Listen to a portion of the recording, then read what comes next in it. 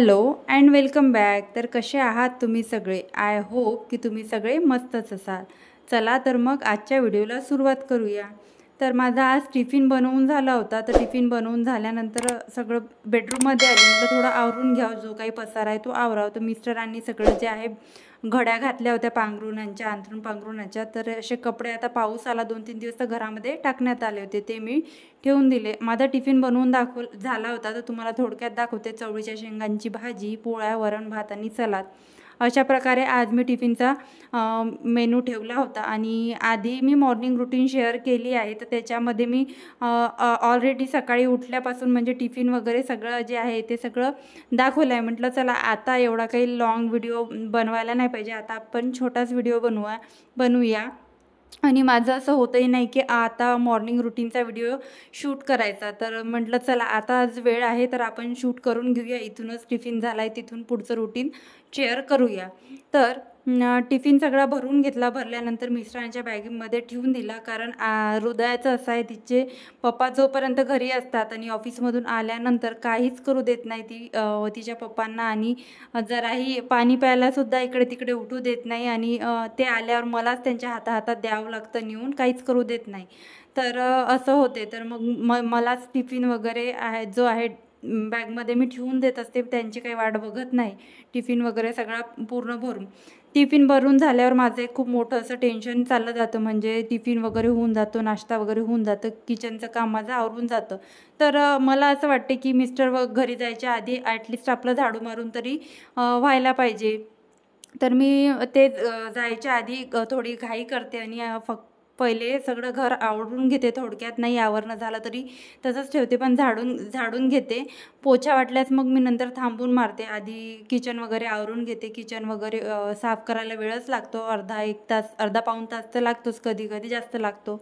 तर मग मी लगेच झाडू मारणं झाल्यावर आज लवकर झालं होतं माझं, म्हणून मी शूट करायचं पण ठरवलं.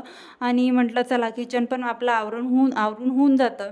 तर किचनमध्ये आली. जे काही उरलं म्हणजे टिफिनमध्ये भरल्यावर जे काही माझ्यापुरतं उरलेलं होतं, भाजी वगैरे तर काही हृदय खात नाही, पोळी वगैरे खाते आणि वरण भात पण खाते. तर ते सगळं काढून घेतलं मी छोट्या छोट्या भांड्यांमध्ये, जेणेकरून किचनमध्ये पसारा दिसणार नाही. आणि भांडे पण आपल्याला रिकामे होतील. जे मोठे भांडे, कढई वगैरे एकदा आपण घासून ड्राय करून ठेवले तर मला संध्याकाळच्या वेळेला कामी येते. आणि अशा ज्या पॉलिथिन आहे, ज्या भाज्यांसोबत मिळतं, तर त्या पॉलिथिन मी ओल्या कपड्यांसाठी जमा करून ठेवते, ओल्या कचऱ्यासाठी जमा करून ठेवते. आणि त्यामध्ये ओला कचरा भरते. आणि वाळला जो सुका कचरा आहे, त्या सुक्या कचऱ्यासाठी मी डस्टबिन बॅग बोलवते. जर आपले अशा प्रकारे पैसे वाचत असेल, थोडे जरी पैसे वाचत असेल, डस्टबिन बॅग आपल्याला ओल्या कचऱ्यासाठी वेगळ्या आणि सुक्या कचऱ्यासाठी वेगळ्या, तर आपण खरंच वाचवायला पाहिजे. घरातल्या पॉलिथिन पण अशा उपयोगी आणायला पाहिजे. तर मी अशा प्रकारे घरातल्या पॉलिथिन उपयोगाला आणत असते. आणि वाटल्यास मी 2 पॉलिथिन घेते. असं वाटते की लिकेज होते वगैरे, तर मग मी 2 पॉलिथिन लावते. कारण एवढ्या पॉलिथिन गोळा होतात. कारण आमच्याकडे कसं वीकली कधीच भाजीपाला येत नाही. मी तुम्हाला बऱ्याचशा व्हिडिओमध्ये सांगितलं, फ्रीजमध्ये आम्ही 8 दिवसाचं भाजीचं आणून कधीच ठेवत नाही. आम्ही लागलं म्हणजे मिस्टर जेव्हा ऑफिसमधून येतात, आमच्या घराजवळच जे दादा आहे त्यांचं शॉप लागतं रस्त्यानी येता तर ते फ्रेश असा भाजीचा आम्हाला देतात. तर आम्ही प्रेफर करतो की फ्रीजमध्ये 8 दिवस ठेवलेला भाजीपाला न खाता छान फ्रेश भाजी आणून आपण खायची. जास्तीत जास्त फक्त 2 दिवस फ्रीजमध्ये राहतं. किंवा शेवगा वगैरे, शेवग्याच्या शेंगा वगैरे, अशा ह्या भाज्या ज्या आहेत त्या फ्रीजमध्ये ठेवलेल्या खाण्यापेक्षा आपण ज्या फ्रेश आणून जेव्हा बनवतो, वांगे झाले, तर खूप अशा टेस्टी लागते. आणि हा अनुभव आम्ही जेव्हा आमच्याकडे 2 वर्ष फ्रीज नव्हता तेव्हा आम्ही हा अनुभव घेतला आहे. फ्रेश भाज्या खाण्याची काय मजा आहे. तर त्याच्यामुळे मग आम्ही त्या भैयांकडूनच भाजी त्यांना लागते, मिस्टरांना दुकान, तर तिथून घेऊन येत असतात. तर भांडे वगैरे घासून घेतले. भांडे घासून घेतल्यावर असं मेन काम झाल्यासारखं वाटतं. आणि मग राहतं दुसरं काम माझं, हे किचन टावेल जे काही आहे, हात पुसायचे किंवा हाती धरायचे. आणि पोळ्या वगैरे शेकायला मी कापड असतो माझ्याजवळ, ते सगळे कापड एका बकेटमध्ये गोळा करते. आणि जेव्हा मी हृदयासाठी आंघोळीचं पाणी ठेवते तेव्हाच त्यातलं अर्ध पाणी मी त्या कापडांमध्ये टाकते. म्हणजे डबल मला पाणी तापवायचं पण काम पडत नाही. तर रॅक खाली ठेवून घेतली. रॅक जर आपण खाली ठेवली तर बऱ्यापैकी आपण स्वच्छ करू शकतो. फक्त आता रॅकमधली मी तेलाची कॅन जी आहे ती उचलते आणि तेलाची केटल उचलल्यावर बाकी सगळी रॅक जी आहे ॲज इट इज ठेवते. आपण हे असे ऑर्गनायझर घेतोच अशा गोष्टींसाठी की आपण सगळं एकासोबत सरकवू शकू, एकासोबत उचलू शकू. नाही तर आपण एक असं भांडं वेगळं वेगळं ठेवतो आणि आपला तिथे टाईम वेस्ट होतो. तर अशा प्रकारे मी सगळं खाली ठेवून दिलं आणि सगळं ठेवल्यानंतर ओटा एकदा सगळा घासणीने घासून घेतला. ज्यामुळे कसं तेलकट चिकटपणा, पीठ वगैरे कुठे टिकून असतं, कधी पोळ्या वगैरे करताना काही असं चिकटलं जातं. भाजी खाली सांडली काउंटर टॉपवर ती अशी चिकटल्या जाते, तर ते कसं पुसल्याने निघत नाही. ते सगळं रगडून घासून एकदा स्वच्छ करून घेतलं. आणि माझ्याजवळ तारेची घासणी नाही आहे. बऱ्याचशा व्हिडिओमध्ये मी सांगते की तारेची घासणी मी यूजच करत नाही आणि तारेच्या घासणीचा मला एवढा खराब अनुभव आहे. माझ्या हाताचे भांडे वगैरे घासून ओले होऊन जातात आणि ती घासणी मला टोचते आणि अशी बऱ्याचदा मला असे कट्स त्या घासणीमुळे लागली आहे. तर मी खूप वर्ष झाले बिलकुलही तारेची घासणी वापरत नाही, कारण खूपच हात तसे नरम होऊन जातात आणि हात तसे त्या घासणीने कापल्या जाते. तर आता मी माझ्या आईला पण ह्याच घासण्या देते. तारेच्या घासण्या तिला मी वापरूच देत नाही. मी तिला म्हणते की ह्या ज्या मी वापरते त्याच घासण्या तू वापर. तर त्या घासण्या बिलकुलच आम्ही वापरणं कमी केलं आहे.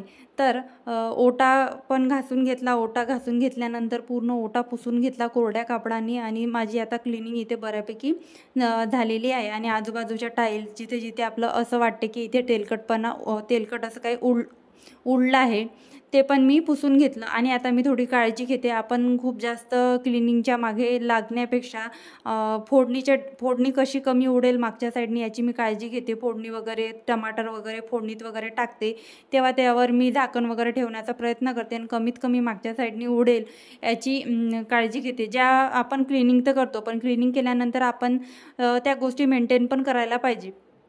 तर सगळं व्यवस्थित करून घेतलं आणि ज्या वस्तू जिथून मी काउंटर टॉप क्लीन करायच्या वेळेस खाली ठेवल्या किंवा खिडकीवर ठेवलं होतं झाड वगैरे, ते सगळ्या व्यवस्थित ठेवून दिल्या. म्हणजे अर्ध ठेवून दिल्या की सगळं व्यवस्थित दिसतं, नीटनेटकं दिसतं. आता हे तेलाच्या कॅटल वगैरे आहे, हे मिठाची भरणी वगैरे आहे. मिठाची भरणी तर घासायलाच आली आहे.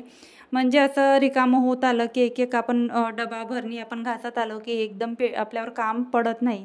आज रात्री ही भरणी मला घासायला मिळते आणि ही मी रात्री घासून पण टाकणार. सकाळीच घासायची होती पण व्हिडिओच्या नादामध्ये माझं लक्षच नाही राहिलं की ही भरणी वाटीमध्ये मीठ काढून ही भरणी आपण घासून घेऊया. तर रॅक ही व्यवस्थित ठेवून दिली मी तिच्या जागेवर. आणि आता बऱ्यापैकी माझं किचन छान वाटत आहे आणि व्यवस्थित त्याची क्लिनिंग झाली आहे. लगेच मग पोछा मारून घेतला, कारण पोछा मारल्यावर आपण देवपूजा करतो. आणि किचनची क्लिनिंग झाल्याबरोबर पोछा मारायला घेतला.